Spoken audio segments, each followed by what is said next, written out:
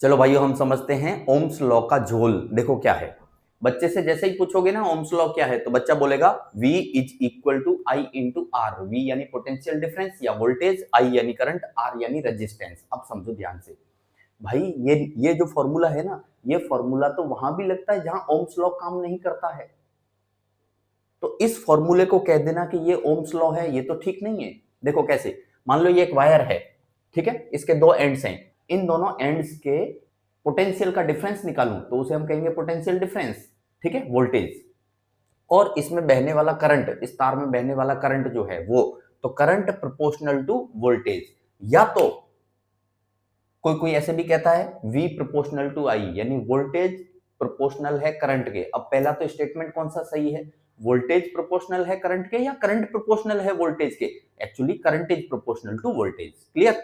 दूसरी चीज ये आती है, ये जो फॉर्मूला है, ये फॉर्मूला जस्ट रेजिस्टेंस निकालने के लिए है। ओम का नियम कहां लगता है, जहां पे टेम्परेचर कांस्टेंट है और रेजिस्टेंस चेंज नहीं हो रहा, वहां पे ओम का नियम है।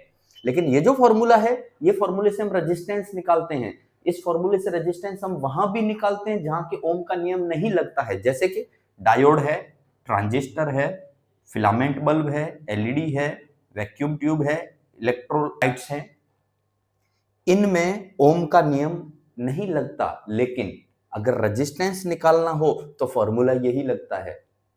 इसका मतलब ये फॉर्मूला ओम्स लॉ है, ये कह देना बिल्कुल गलत है। ओम्स लॉ कहां काम करेगा, जैसे कॉपर वायर है, नाइक्रोम वायर है। ओम्स लॉ में लाइन कैसी आएगी, वोल्टेज और करंट के बीच में स्ट्रेट लाइन आती है, सीधी लाइन आती है, एकदम लीनियर लाइन आती है, लीनियर रिलेशन है। लेकिन इन सब में देखोगे तो लाइन कैसी आएगी भाई, कर्व आएगा।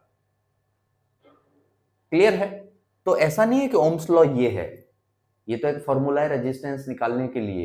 ये जहां पे ओम्स लॉ लग रहा है वहां भी ये फॉर्मूला लगता है, जहां पे ओम्स लॉ नहीं लग रहा है वहां भी ये फॉर्मूला लगता है। ये रहे एग्जांपल्स। और इन एग्जांपल्स में इस तरीके से हम रेजिस्टेंस निकालते हैं। वो रेजिस्टेंस हमारा होता है इंस्टेंटेनियस रेजिस्टेंस, तात्क्षणिक, यानी particular at that moment resistance क्या है। क्लियर है।